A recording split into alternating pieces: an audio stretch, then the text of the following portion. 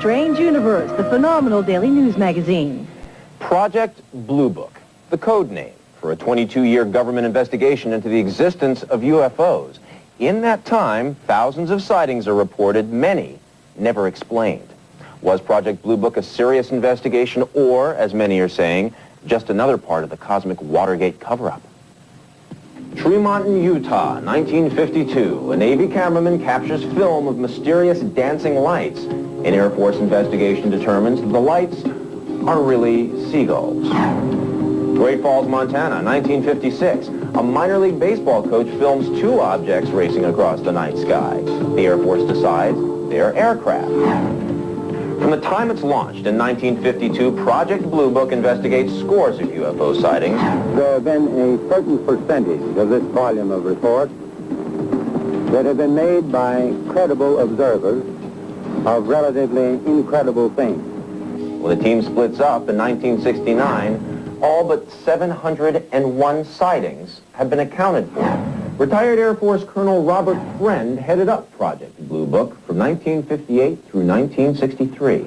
I can look anyone directly in the eye and say that during my experience, all of the information that was made available to me, that there is nothing there that would allow me to conclude that we have been visited by alien beings. Of the 701 cases out of the 12,000 plus cases that are left unexplained, that there are a number of reasons why they are in this category.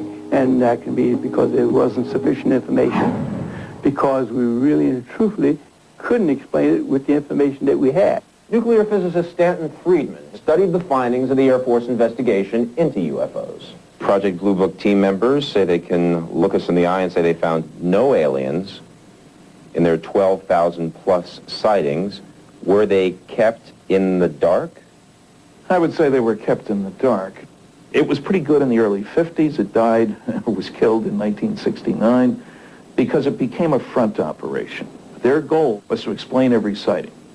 And if they had to twist and turn the data to do it, well, so be it. But if there was no threat to national security, then why did the government spend so many years and so many millions of dollars investigating thousands of UFO sightings? Kevin Randall is a former Air Force captain who's dedicated his life to researching UFOs.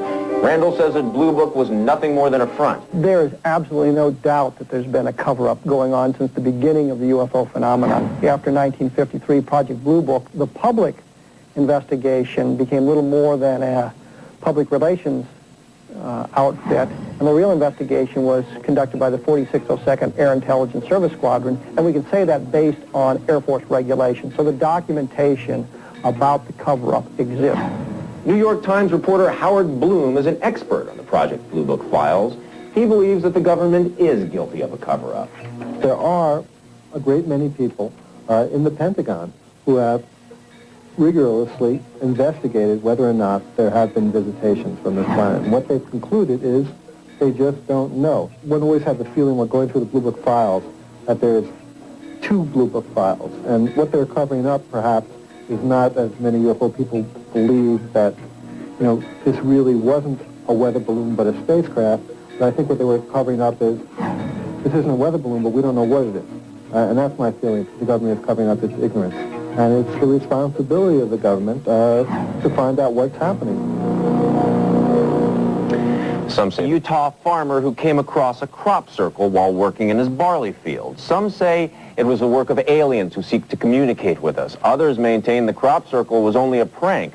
As senior correspondent Jim Forbes tells us, investigators are still looking for answers. Last month, we showed you this mysterious crop circle cut into a Logan, Utah barley field. Local residents looked to Sheriff Mark Olson with plenty of questions. So armed with his wife and a video camera, Olson searched for answers. What beings cut this picture? If there are intelligent beings from another planet playing in his backyard, Olson wanted to know. So he approached the case with all the vigor he'd give a cattle rustling. And what he's found is a hole at the center of the story. Do you know what happened? Tell me again. Oh, we don't know. Olson's investigation turned up a hole in the center of the circle. We believe that whoever had made the hoax had possibly put in some type of a peg using a string and marking out the circular motion in a complete circle. A closer look revealed that the crop circle was less than perfectly symmetrical, and Olson offers this explanation. Possibly using some type of large piece of plywood and point it on one end and lay it down and then step on it, pick it up, point it again, lay it down, once the circle had been laid out. Olson's conclusion? The crop circle was not the work of extraterrestrials. Earthbound vandals are to blame. But evidence gathered by BLT, an independent research team based in Cambridge, Massachusetts, suggests that Olson is wrong. Biophysicists from this group say plants inside the crop circle are abnormal, genetically damaged. They found similar changes in plants from a 1992 crop circle in England and in this Michigan crop circle last year. What does it all mean? They don't know yet. But they do know that genetic damage like this can only come from a powerful energy source, possibly generated by otherworldly technology. Local authorities stick by their earthly interpretation. The Cache County Sheriff's Office is investigating it as a vandalism to the wheat field as opposed to any UFO sightings. BLT Research is conducting soil analysis and genetic testing on the Utah crop circles, with the results due out in about 3 weeks. And now in part 4 of our Cosmic Watergate series, the UFO controversy meets Capitol Hill. Government scientists, military experts, even former astronauts are all taking their case for full disclosure to Washington. They want you to know what they say the government knows about aliens and UFOs. The president's #1 science advisor says there's no real evidence of ET visits. I have the highest clearances you can have. If there was something there, and if it were known to government, I would know about it. But not everyone believes it.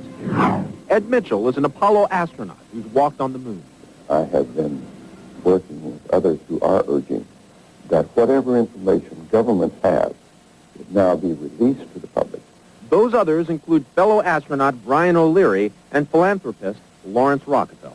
Lawrence Rockefeller convened a group called the Starlight Coalition that consists of a number of responsible scientists and former astronauts, Ed Mitchell, for example, Gordon Cooper. We've met on a couple of occasions to discuss ways of urging the government to please let us know the truth.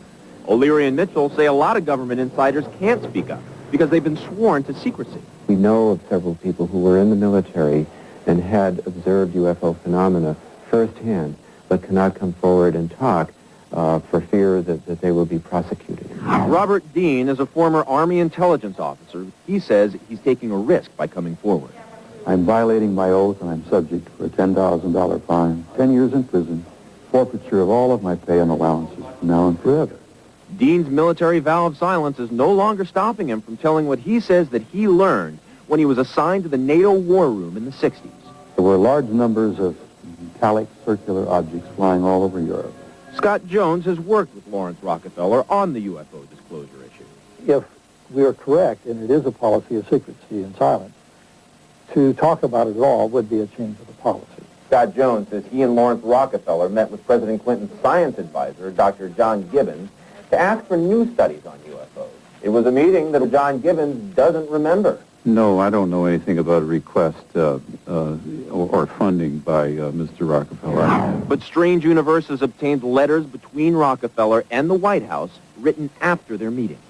From Rockefeller to Gibbons, dear Jack, we appreciate your seeing us so early Wednesday morning to discuss our interest in unidentified flying objects and extraterrestrial intelligence. From Gibbons to Rockefeller, dear Lawrence, I apologize for my silence, but was awaiting news from the Air Force. Yesterday, I received the material. Scott Jones says the White House is yet to make the government's secret UFO files public. Former New York Times reporter Howard Bloom conducted his own investigation into Washington's official policy on UFOs. What the government did, I discovered, is they formed a group called the UFO Working Group to investigate the existence of extraterrestrial life. And its very title made a lot of people in Washington uncomfortable. You know, UFOs, that sounds something from the X-Files. They really had an opportunity to look through the government's UFO files and see if there was something hidden there. They, in effect, were given carte blanche to look wherever they wanted to. It wasn't easy for Bloom to get the full story. When I try to interview people in the UFO working group, and they would send letters saying, don't claim you interviewed me because you didn't. And you would try to track these people down, and they weren't at the phone numbers where they were last time. There was a deliberate policy by the government to keep the existence of the UFO working group top secret. The reasonable assumption is that the current administration has decided to follow the policy of secrecy and silence. People love mysteries. At the same time, there's no there as far as I can tell. But someone says there has been a there since 1947. It's a cosmic Watergate of enormous proportions. My hope is that those who have held on to the secrets for all these years also be granted immunity against prosecution for their violating the trust of the American people, so that we can get the information out and we can go on with the truth. On tomorrow's edition, we'll take a look at the people who are taking on the UFO hunt themselves because they say the government's policy is to hide the truth, and find out where you can call if you see a flying saucer. You're watching Strange Universe, the phenomenal daily news magazine. And now another installment of our special series, Cosmic Watergate. A new set of space-age explorers are taking matters into their own hands. They're out to prove that alien visitations are real and that they're being ignored by the government. November 17, 1995, the pilot of a Lufthansa jetliner en route to Germany radios in a mysterious flying object. The call is answered by an air traffic controller. It's monitored by Peter Davenport's National UFO Reporting Center in Seattle, Washington. 405, how far up your side did that pass, the traffic pass? Well, pretty close. I didn't have any lights, overlight, beacon lights, or red or green lights, only a white light in front, and there was a long green light, looked like a UFO. Moments later, the pilot of a British Airways jet en route to London radios in. The same object, different pilot, different part of the Atlantic. The detective was is quite right. It looked as if it was going very quickly. It definitely looked faster than normal aircraft. Two commercial pilots reporting a strange glowing object in the night sky. Peter Davenport says it happens all the time. Davenport was trained as a biogeneticist, but has dedicated his life to tracking UFOs. National UFO Reporting Center, good afternoon. He collects unexplained data, information, he claims, the U.S. government refuses to acknowledge. Perhaps our government has some good reason for not releasing this information. I can't imagine what that reason would be. Davenport believes there's undeniable proof that alien visitations are happening, and that the government's involved in a cover-up of epic proportions. All serious-minded ufologists are hopeful that the American government will open its files on the UFO phenomenon, give us more data, provide the data that they no doubt have collected. But word from the White House is there's nothing to hide. John Gibbons is an assistant to the president for science and technology. The most important discovery of the 20th century, likely, was the discovery of how ignorant we are. And anyone that would say for sure they know what's going on out there means they don't know what they're talking about. It appears the government certainly tried. In the early 1960s, NASA launched a program called SETI, the Search for Extraterrestrial Intelligence. SETI was officially dissolved about 3 years ago due to cost cutting, but now the search is on again, thanks to private funding. Radio astronomer Seth Shostak is in charge of SETI headquarters in Virginia. We take in that cosmic radio static that's coming from the cosmos, and we analyze it to see if there are any signals there produced, not by nature, but by ET, as it were. Davenport claims SETI's aiming its telescopes too high. They're looking out light years, and we're looking here on the planet Earth. And Davenport says he's having great success. His UFO reporting center often tracks clusters of sightings on the same night. I looked up and it was a very bright, green, steady light. Okay. I would say about 10 times the size of Venus. Uh-huh. 8 of the size of the Moon. Davenport has begun cataloging his UFO data, grouping the shapes and sizes of spaceships so that people can compare the sightings. But he says Americans won't be truly informed until the people in power come clean. I think they're here on the planet Earth every day of the week, and we have good data to back up that statement. But we ufologists are not in control of that issue. That's going to be up to the government, clearly, to do that. Peter Davenport's National UFO Reporting Center offers a hotline for anyone that wants to report an unusual sighting. Here's a number to call. It's in Seattle. Area code 206-722-3000. Now, word of a UFO sighting in Falkirk, Scotland, apparently one of the world's hotspots for UFO activity. Just a few weeks ago, a young couple was able to videotape a UFO. Experts say it's the best and clearest image ever taken of a sighting in Scotland. The shimmering light was caught on tape as it hovered over Falkirk late last month. Barry McDonald and his girlfriend had been out driving when they saw the object just before dusk. I just looked up to the right-hand side, and that's when I seen the light in the sky. I was just sitting still when we first spotted it. The pair say they watched the object for 15 minutes before remembering there was a camera in the car. They were only able to record about a minute of footage before the UFO vanished, but that was enough to interest researchers. In fact, the object is stationary, and the kind of movements that it makes and then its disappearance, I would say, rule out any obvious phenomenon. That's what makes it so intriguing. Those experts at Sterling University are analyzing the footage frame by frame. Hundreds of UFO phenomena are reported in Falkirk every year. UFO sightings in the Middle East have been on the rise as well. The most unusual episode is reported in Nazareth, Israel, where a 62-year-old man claims to have been abducted by aliens. He says the aliens examined him, threw mysterious yellow powder in his face.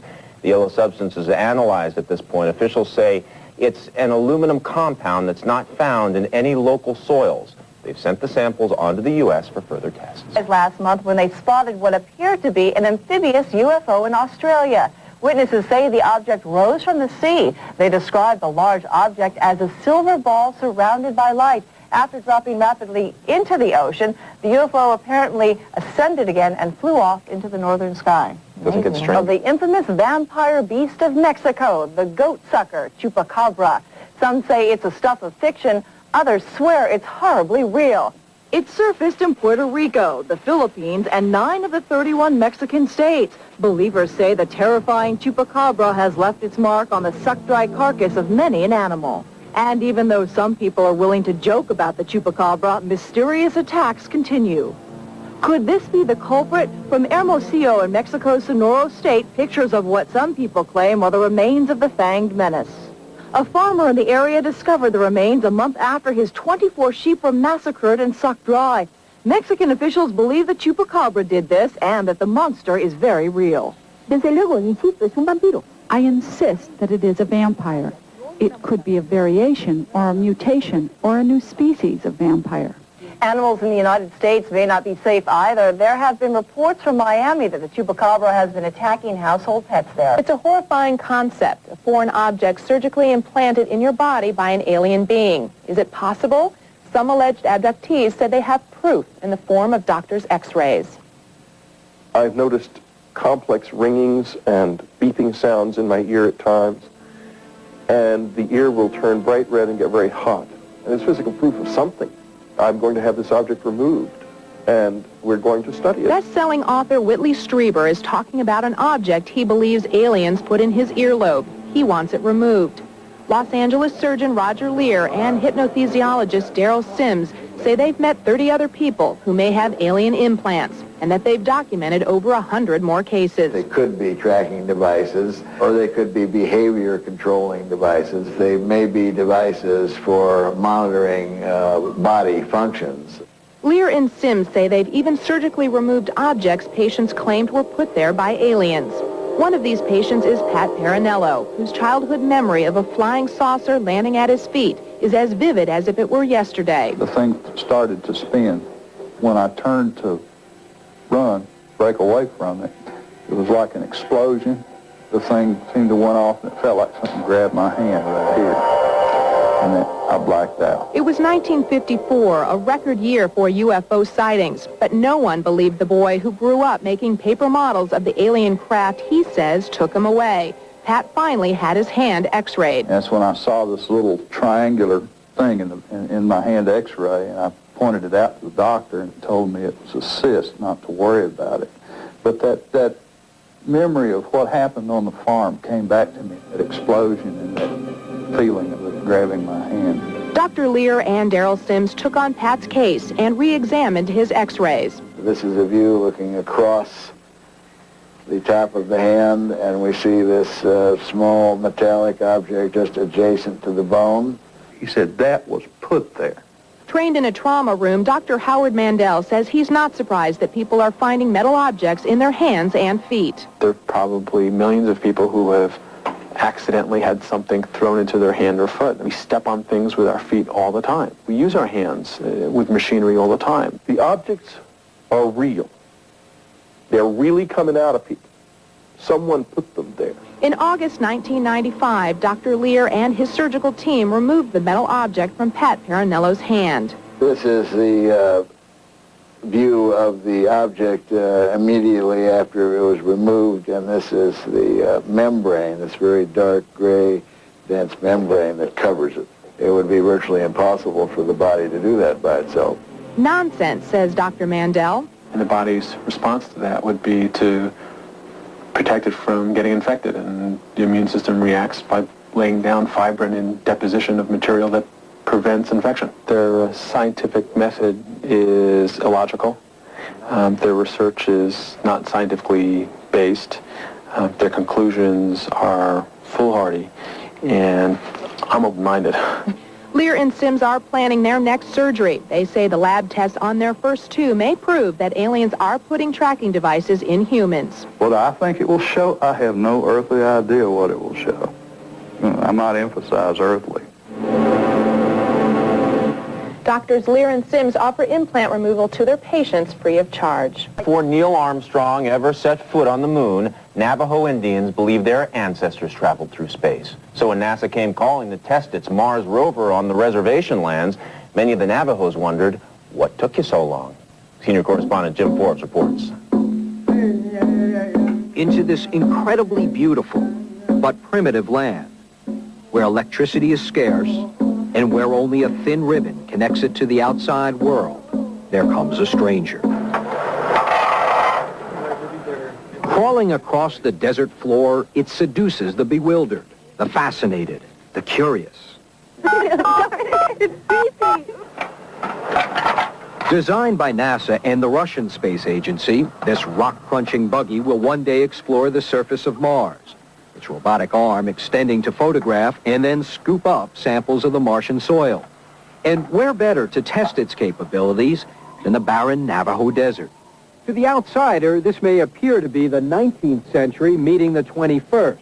But the reality is the Navajo are much more comfortable with the idea of space exploration than most of us, because it's a long-held Navajo belief that they've already traveled through space. This isn't strange to the Navajo people at all, this whole idea of space travel, is it? No, it isn't. In our oral history, my people were involved in space travel. James Peshlikai is a Navajo medicine man and oral historian who teaches young Navajos the story of the White Shell Lady and her twin sons. It's depicted in these murals on the walls of Gray Hills Academy in Tuba City, Arizona.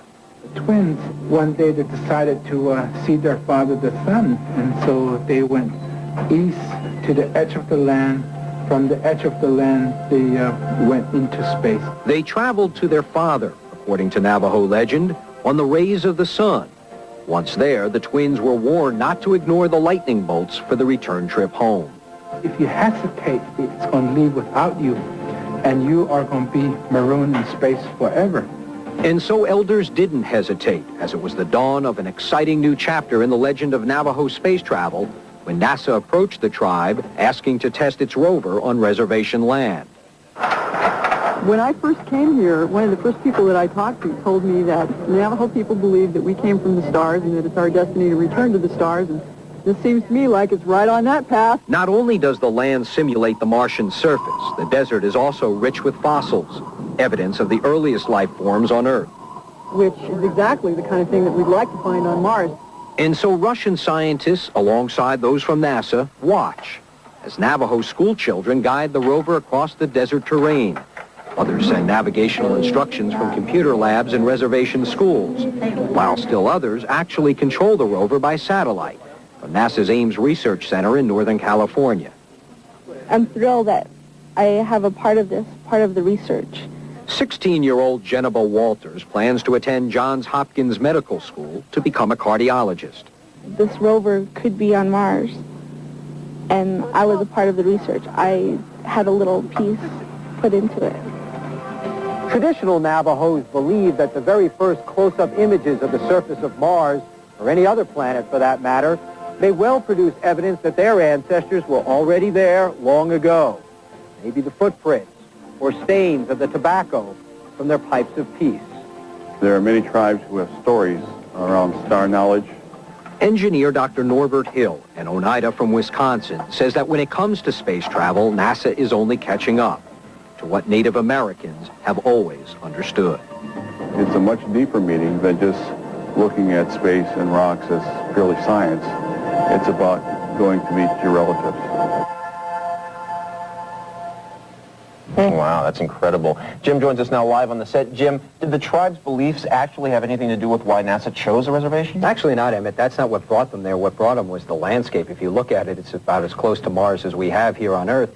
And then, because there are so many fossils on the Navajo Desert, what they're testing with the rover are the cameras to see if they can pick up the images of the fossils, because they know exactly where they are, and then they can, check their data to see if it's correct. Of course, on Mars, they're not going to be able to walk there to see it. Right. Weren't the Navajos reluctant to actually allow NASA on their land? You would think so, Dana, because the Navajo regard their land as very sacred and imagine a government agency requesting its use. But this is where their beliefs come in, because of those beliefs, they felt very comfortable with the idea of space travel. That's why they allowed it. Extraterrestrials. Correspondent Stacy Galandi went out on a paranormal patrol to search for UFOs in North America's hotbed of alleged alien activity.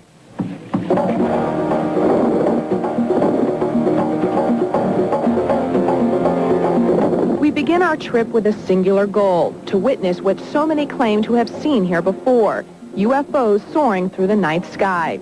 As we soon discover, we are not alone in our search.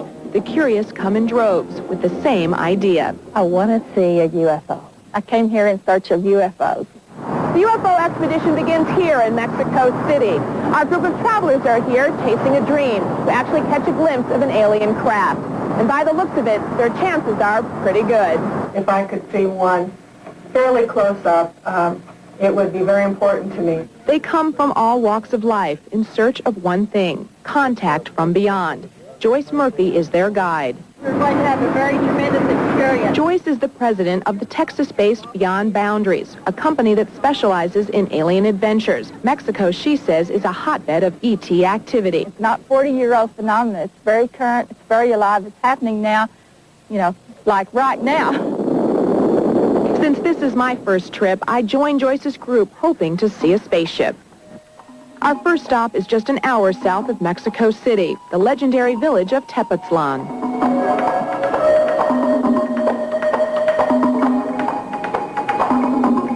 In the town marketplace, reports of fantastic phenomena. Villagers eager to share their personal sighting stories. OVNIs? Aquí? I myself haven't seen them, but my sister has seen the lights. ¿Has visto ovnis aquí en Tepoztlan? Yes, I've seen the light. I have seen UFOs here in Tepoztlan 7 times. UFO investigator Ruben Castro says this town is famous for a spectacular UFO called the Plasma Craft, a spaceship that's said to be a living, breathing source of energy, captured, he says, on this home video. From Tepoztlan, our own investigation takes us further south to Atlixco, a bustling village at the base of the active volcano Mount Popo. As we venture closer, the moment we've been waiting for. Oh, my God! Our first alien sighting, but this one doesn't fly. It's a natural formation on the mountain, the face of an alien being, seemingly carved into stone. 16-year-old Adriana Acevedo is one Atlixco resident who says she's met a real-life alien. No sé, quieren rescatarnos. They try to rescue us from something that will happen. They'll try to rescue some of us. Adriana's experience is not unusual in these parts. We venture northwest to the tiny village of Metepec, 3 hours outside of Mexico City. Metepec is poor, but it is rich with tales of the unexplained. We meet Claudio Gonzalez, a shepherd boy who tells us of prophecies given to him by alien visitors. They were not walking. They were like floating. It sounds like a dream come true for anyone in search of UFOs, a search that for us would end with an actual sighting of a UFO hovering in the night sky. Cut the light off. Cut the light off. What happened? What happened? No,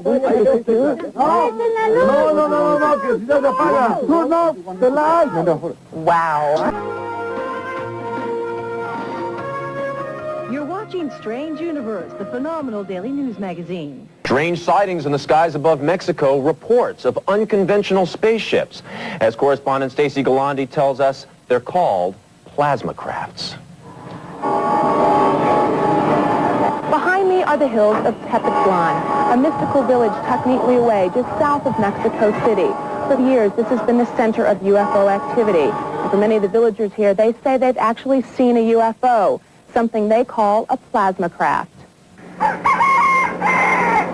They are bright enough to cause cocks to crow in the dark of the Mexican night. I remember a very low noise like this coming from this ship, but suddenly the UFO stopped and shot up very fast against the hill of the light. It disappeared. Mexican TV reporter Ruben Castro has been investigating UFOs, what the Mexicans call ovnis, since 1990. He's personally witnessed the plasma craft 7 times, 5 of them here in Tepoztlan. They are not what he expected an alien ship to be. I expect for a metallic disc, but this ship is very different to the others. I think that it's a cloud of energy, or maybe like a plasma. Since Aztec times, tales of strange phenomena have come out of Tepoztlan. Recorded history speaks of a sighting by a Spanish soldier over 500 years ago. I saw UFOs many times in the wall of the hills and running and jumping from one hill to another. It was a very bright light, and it changed colors. We were playing football here, and we looked around when my friend told me that he saw 3 bright lights. And then we saw one of the lights fly very fast to the other side of the hill. The field where so many sightings occur is actually a volcanic valley surrounded by hills. The ancient Aztecs told of a thin luminescence that surrounded the hills in the night, and today it is still called the Hill of Light. Photographer Carlos Diaz captured these remarkable pictures and has been documenting UFOs for 15 years. Whenever I'm going to have a sighting, I have this strange feeling in my solar plexus, which is a very pleasant feeling, very much like when you are deeply in love. On December 3rd, 1991, he left his video camera on a tripod in his kitchen, then walked out into the soccer field to set up a light. What he didn't realize was that the plasma craft was right behind him. And if that video isn't shocking enough, Diaz told us of his visits with aliens. Pienso que he estado dentro de la nave cientos de veces. I've been on board hundreds of times. When I get close to the ship, about 10 meters, I begin to feel a very comfortable pleasure over my body. It's like some kind of volume was turned on, and my senses grow. I can feel more, I can smell more, I can hear more, and I can feel how life flows inside and outside of me. On board, Diaz says he sees nothing but yellow light, and his body undergoes a transformation. Cuando sucedió la primera vez, something that I understood since the first time I went into the ship is that when you go in, you become part of the whole thing.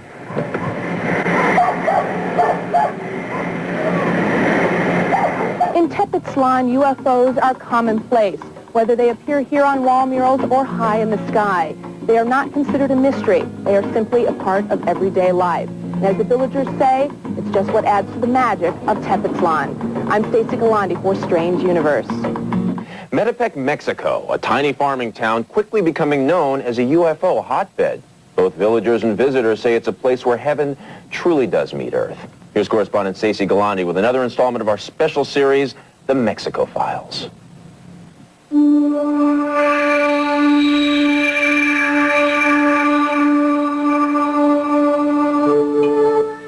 It is a tiny spot on the map, a picturesque village that sits beneath the grandeur of Mount Popo. Behind me is the volcano Mount Popo, located here in Metepec, Mexico. This week, a yellow alert was issued when the volcano erupted. The villagers of this town say when the volcano is active, so are UFO sightings. Just outside of town is Mexico's second largest crater. It's been erupting since the 14th century, and when it blows, lava isn't the only spectacular sight to see. Norberto Salgado is a self-proclaimed UFO expert who claims to have seen it all. Since 1991, I have been dedicated to unexplained phenomena in this area. Nosotros hemos visto luces. We have seen flashes, lights. In some of the light flashes, we also see smoke.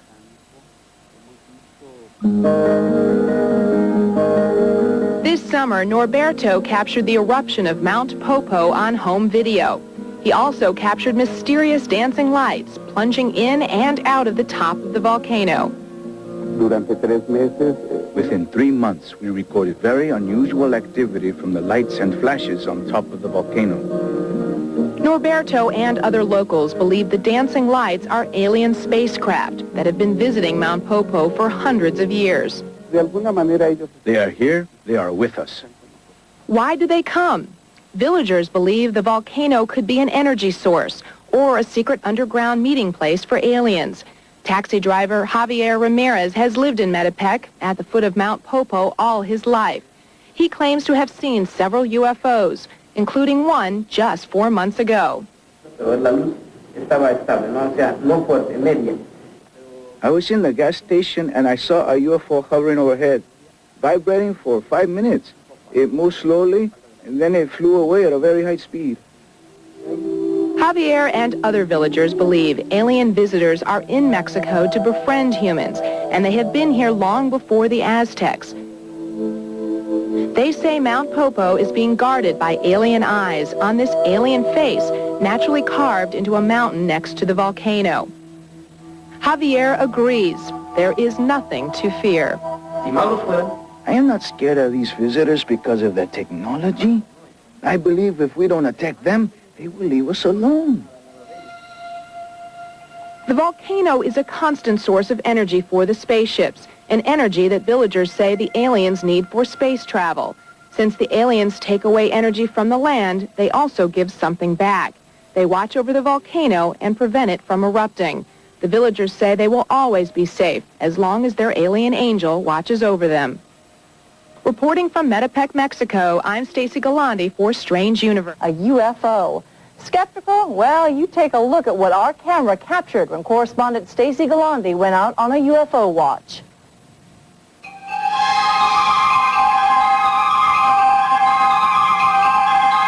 It was a night we'll never forget. Under a luminous moon in the valley of Mount Popo, its intense volcanic heat highlighted by our Army night scope, we looked out into the mysteries of the Mexican sky. Well, we're high up here in the mountains of Metepec, Mexico for a night watch where all the local villagers come together and meditate in hopes of making contact with E.T. It had happened before on this spot. My crew and I and other UFO hunters were hopeful as we arrived around 8:30 p.m. Buenas noches. Mi nombre es Stacy. I was talking with some of the local people when suddenly Everybody started yelling that was a UFO. I turned and then I saw the light. I grabbed it with my camera. I saw it perfect. What our cameraman Domingo Rex and the rest of us saw was what we had only dreamed of seeing. At first it was just a bright light in the sky. No, que si no se apaga. Turn off the light. No, hold it. No light. You are touching me. I'm sorry. Shutting off our TV lights, we watched as the light grew brighter, then dimmer. And it was moving very slowly, going up, going down, going fast, going slow. And then it came all the way to the right and then all the way to the left. We strained to hear the familiar drone of a plane or beating of helicopter blades, but there was no sound from the sky. Suddenly, the lone light became two. Then a flashing red spot appeared and flickered around the main source. The light hovered for several minutes before it finally disappeared. The 6-minute sighting stunned us all. Did you see it stop and change? Yeah. That's not an airplane, honey. It doesn't stop and change. Oh, my God. My producer, Tony, and I reacted much like the rest of the group. It's my very first one, and I've been chasing them all over the world for years. It goes right to your heart because, you know, life as we know it does not exist. Life is much more than we have ever been taught. Everybody's been having fits. We've all been crying and everything else because it's been so exciting. You really truly think that that was some sort of unidentified flying object? I'm absolutely sure of it. Yeah, I really am. I truly am. But not everyone in our group was so certain. But it didn't display any of the behaviors of a UFO that I'm aware of. Whatever it was did reappear about 5 minutes later and lingered just for a minute. We stood and talked long into the night, and the next day on the bus, I described my feelings on seeing this strange light in space.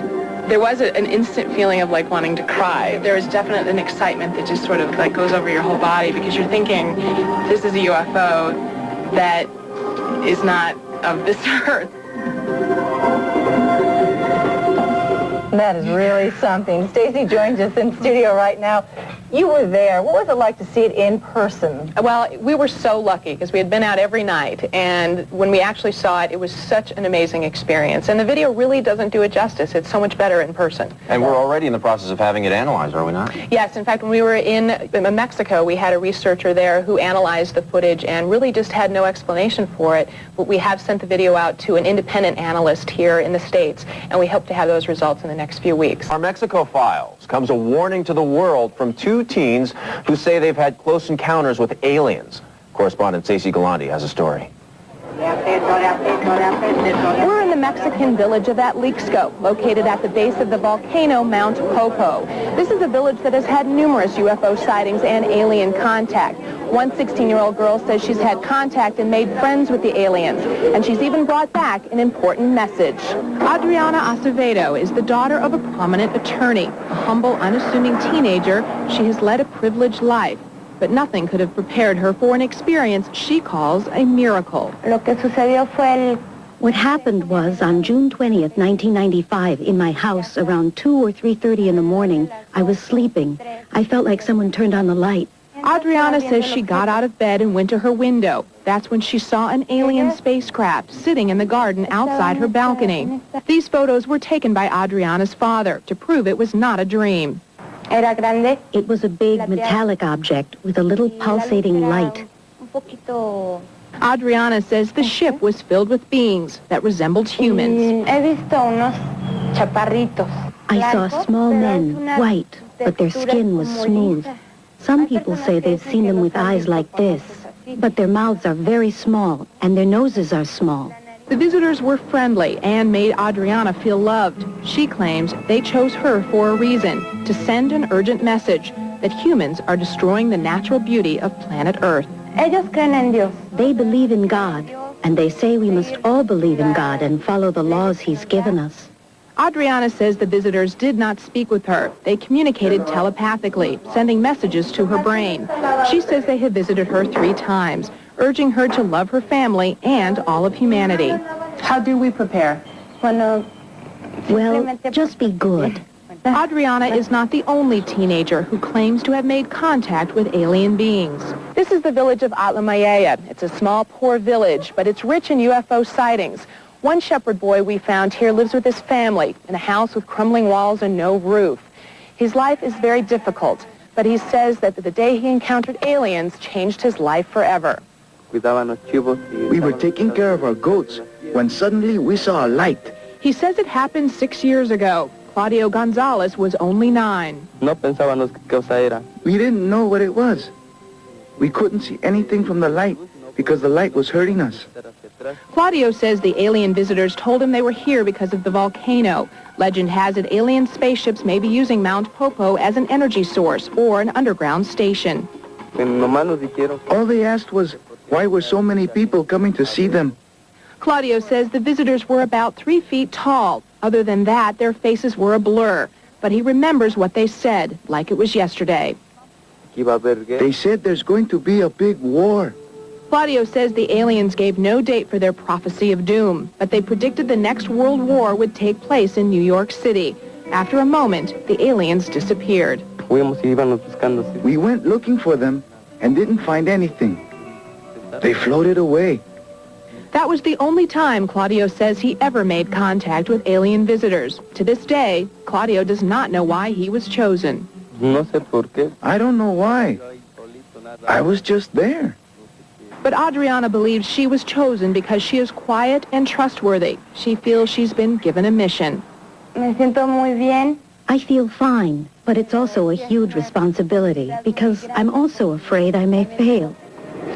And so in a small area of Mexico, beneath an alien face naturally carved into a mountainside, two children live very different lives. Both say their lives will never be the same. We're told that Adriana doesn't want to divulge all the information she has because she doesn't want to violate a trust.